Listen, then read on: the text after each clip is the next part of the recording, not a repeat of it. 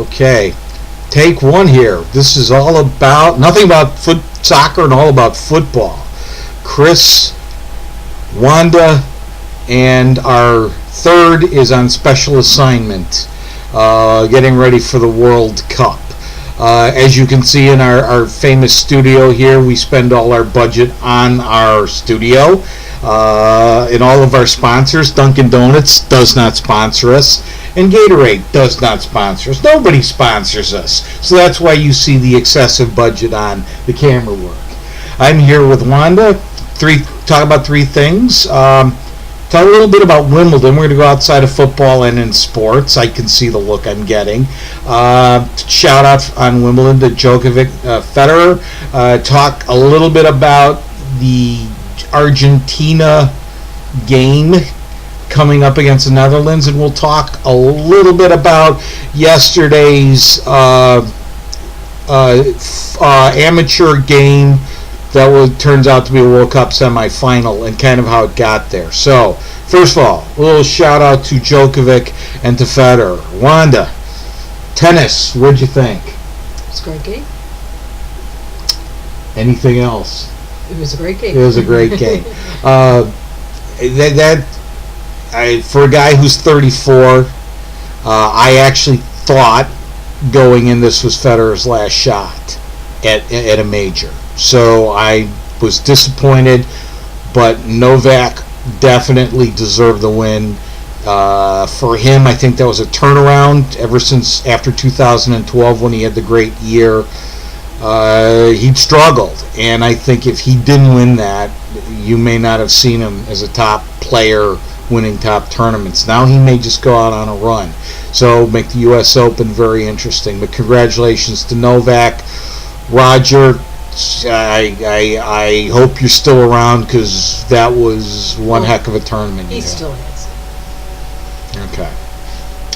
Okay, we'll talk about Argentina, Netherlands. What do you see as the key to this one? Who's going to be able to get the most points on the board? That's your key? Yeah. Okay. What's the key matchup? What do you mean? Who's going to make that for the team? What's going to be the difference in this game? Who's going to make sure they get the most points? Well, a lot has to do with their midfielders. Who's going to get the ball to the strikers? We've got to hit that nice chemistry. I really wish Di Maria was playing. Glad to see Van Persie's playing. Don't know. Glad Aguero's back. Who do you think could be the difference in this game? I don't think it's one person. I think it's a team effort. Okay.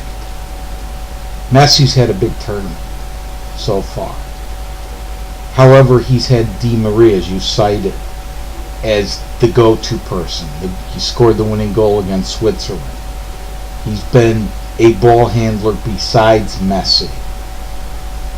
If Denmark can control him, You mean the Dutch? the Dutch, who do you expect to step up for Argentina? I think it's interesting that Mascherano's going to be a midfielder, and I think you got Aguero, you got Higuain, you have who was the other striker on the team? And that's the thing with Argentina. You don't have just one striker, and I think that's what I felt with the World Cup is it's not going to be the team that's going to win it with just the one striker. With the German team, with Khedira passing it, and then someone passed it back to him, and then he scores. I mean, I was confused watching it who was going to score. It's hard to defend when you've got 2-3 guys at the net, and they can both get it in. They can all get it in. Okay. Now I'm going to change gears on you. Talk a little bit about the Dutch, the Netherlands right now. The last game, what goes to penalty kicks? Before we get there, Van Persie, for him, struggled. Yes. But they said it was a good game. Okay. However, the guy that impressed me the most, who made the difference up, was Robin. He was just causing all kinds of problems for Costa Rica, coming down that right side. Mm-hmm. As Van Persie supposedly is sick, Who do you think can step up for the Dutch against Argentina? Wait, it's Schneider. I mean, Schneider's been getting some goals in for the World Cup. And De Jong's a force. I haven't seen De Jong play in the World Cup, but I remember him playing against Spain 4 years ago. You That stick famous your game. cleat so on the Mr. Cleats. Yeah, Mr. Against Cleats. Javi. Yeah. But the Dutch are tough. They're tough. I think you got, I can't say his name, begins with the V, but he put a point on the board too. Okay. Now, what impressed me about Argentina getting to this game, in their last game against Belgium, I actually thought Belgium would win. But I was very impressed with how Argentina played at a defensive level I've never seen before. I agree. Okay. Do you think they're going to come up with the same performance against the Netherlands? I hope they do. I hope it's a great game between the two. I think we've got two teams that deserve to be as far as they are. What are your question marks? Both teams. First, Argentina. What do you mean question marks? Okay. What am I concerned with yeah. each team? What I think the weaknesses are? I like both teams, so it's hard for me to pick a weakness of either team. Okay. It's just too hard. I like both teams. Okay. My question is, I have to date never seen the Argentinian goalie challenged. Now we'll talk about Brazil. I had the same feeling about the Brazilian goalie, and he was challenged yesterday, and we'll talk about that in a minute. I haven't seen him challenged. As I understand, he's the backup goalie from Monaco. Now, Kelsey Keller says when he's seen him play, he's produced. Against a team where you have Robin running at you and Van Persie and Schneider and this Hunter whatever, the young guy that Van Gaal's come out with off the bench, that's a question mark to me. If the Dutch actually challenge him, if he will come up. Okay. And you make a good point. I don't know. I haven't really seen him either, but they're this far, and I think he's good enough. And we'll see. Who do you expect to win, though? I can't pick. I really like both teams. See, I go out on the line and I'm wrong, so. I can't. This is, in this World Cup, well, like Argentina because of Mascherano, because of the Barca players in Argentina and Di Maria and Higuain from Real Madrid. But after watching this World Cup, I really gotten to like the Netherlands team. So I can't pick. I like both teams a lot. Okay. Just to throw it out there, I actually think that the guy who will come up big today for Argentina is Lavezzi. Yes, another striker. I knew there was someone else. Yeah, he's tough. I love to see him. I love seeing him on PSG. He's tough. And then you have Zavaleta is he playing? He's playing. He's in line. He's a really good defender. I mean, I know you always kind of said you didn't think they had a strong defense, and I think they've really done really well. It's going to be a really good game, and I think it's going to be the chemistry with the team, and I think they show a chemistry, a really nice flow between them. I love Ronaldo, and I love who's the other? Postiga, but I don't know what happened with him, because I think they needed someone else, because I think to defend your opposing team, it's easy to go after just one guy. When you've got two or three other people, it's harder. That was the brilliance of Spain. It seemed like everybody on that Spanish national team at one time could get a goal in the net, except the only one that wasn't proven was Casillas. But everybody else could. We've seen PK, we've seen Ramos, we've seen Busquets, we saw everybody do it. And that's hard to defend on. You never know who's going to score. And I think that's the thing when I saw with Germany with Brazil. It's like Kadira had the ball, and then someone else had the ball, and then Kadira had it, and he scored. I'm like, whoa, okay, yeah. That's kind of hard to defend against. The one thing I'll say, I'm picking Holland, because I always pick Holland. And I would pick Spain. But what impressed me about Argentina when they beat Belgium was 4 years ago at South Africa, Messi did not score, but he assisted. But he played very little defense, and the Germans exposed that 4 years ago in the World Cup, beating them 4-0 in the quarters. What I saw Messi do against Belgium was he actually tracked back and took on defensive responsibilities and caused problems where Belgium could never get that high-powered offense going. I look for Argentina to do that, where if he comes back and can spoil whoever's playing center midfield, Schneider or Bryce, who's the guy? Blind. If he can come back and disrupt them, and if Argentina, this is a game I think the team that scores first will win. Yeah, I kind of get that feeling too. I wonder if that's going to be the big momentum thing, but I still think both teams have so much character. I think they're gonna push the score also. So we'll see. I look forward to this game. Okay. It ought to be good. That's my Argentina side. Yeah. What about coaching? What do you see?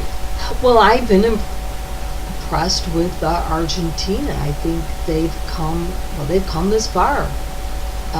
We saw the friendly with Ecuador and Argentina, and I was like, boy, I didn't think they were going to get that far in the World Cup. But I've been impressed with the coaching. They've gotten this far. They seem like a different team. They feel like a different team. And let's go back to the Netherlands coach. I mean, gosh, that bringing in the last minute the new goalkeeper, that was brilliant. I mean, he was a kick. I mean, if I was kicking against him, I would have missed because he would have had me laughing. It was so funny. Tim Kroll, yes. So no, but the Netherlands coach is excellent. He seems what I was impressed with is his team seems very relaxed, ready to play, and when he put again, I think he's the replacement at the front line. Hunter something is his last name. Hunter Brad, where he was putting him in. You are in the quarterfinals of the World Cup, second overtime. And he had this youngster who's had like 5 caps to his name, laughing. And Tim Kroll put in ice cold goalie with a minute left before kicks, laughing, relaxed. That to me is a good coach. That team was loose, and it showed it as not only Kroll played well, but each of the kickers. 4 kickers, 4 goals. All technically perfect shots. So, I like Van Gaal that way. And in fact, while I think this Argentinian coach has focused on them playing better defense, I'm giving the edge to Van Gaal on coaching. Okay. And it's going to be very interesting. It's World Cup. It's World Cup. You never know what's going to happen. I think the momentum's going to take off, and this might be a high-scoring game. I don't think it's going to be a blowout. It's going to be close because I think both teams have their advantages and disadvantages, and it's who's going to overcome the disadvantages and just go at it. It'll be interesting. Speaking of blowouts, Germany, Brazil. Let's talk a little bit about how they got there out of the quarterfinals. Germany, France. Opinion on the game, 1-0. The game. It was France's excellent team. I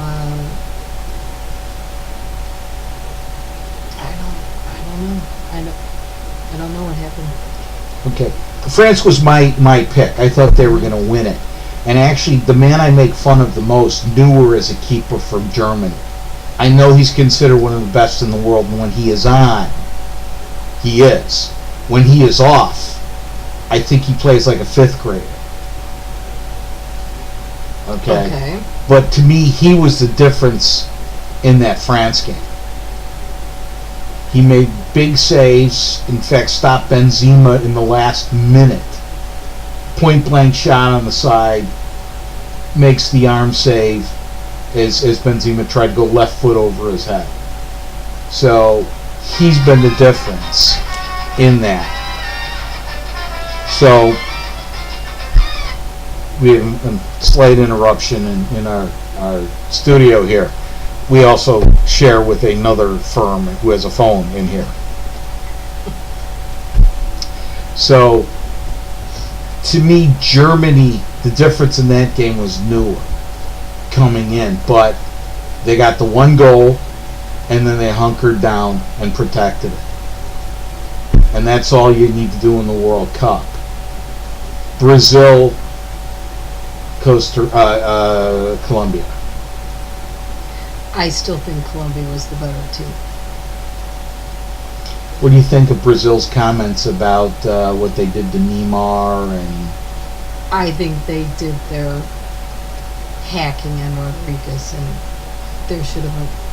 They left out Brazil in that game because the goalie should have been red carded, and I think there was a lot of yellow cards that should have been on the Brazilian players. Because what they did, the leg whipping at least 3 times to Rodriguez that weren't called. So I found it very odd that they came out and said that what happened to Neymar, which was upsetting to have him get injured like that, but it wasn't hacking. The guy was going up for the ball. well, I tend to say, again, I played for certain coaches, not at this level, but we had rules. If you go after our superstar, we go after yours. And I felt Brazil, you live by the hack, you die by the hack. Do you think Neymar and Silva being able to play yesterday would have made a difference against Germany? Neymar, no. Silva, I think he was the backbone of the defense. Can't tell. But who was going to score? Because I don't know how. I haven't seen Fred and Hulk really come up. Aren't they the strikers? They're the strikers. But I don't think they've. When you got your defense making the goals, you kind of wonder what's going on with the strikers. What? And they were going after a team. Germany's got pretty good defense. So It's funny because I have been arguing up until the last 2 games that Germany's defense was their weakest point. But that's what I give credit to Germany making the adjustment is earlier in the matches they had Lamb, who is their best defender, and the anchor of that line playing midfield. Against France, they moved him back to his right Hummel defender. in that game? And Hummel being out the one game, Yeah, you because saw. I think he had the flu. Okay, so when I saw against France, they went with Hummel and Boateng in the middle. They went with Lamb on the right, and was Hodels or whatever his name is on the left as the defensive line. Yesterday, they started Hummels in the middle. They had Hodels out there, and they had Lamb on the right, but I think they had one other defense. They at halftime, after the game was over, they substituted Hummel out, and they brought in Lurch or Metasack, or depending on what you want to call it. Did that game surprise you at all?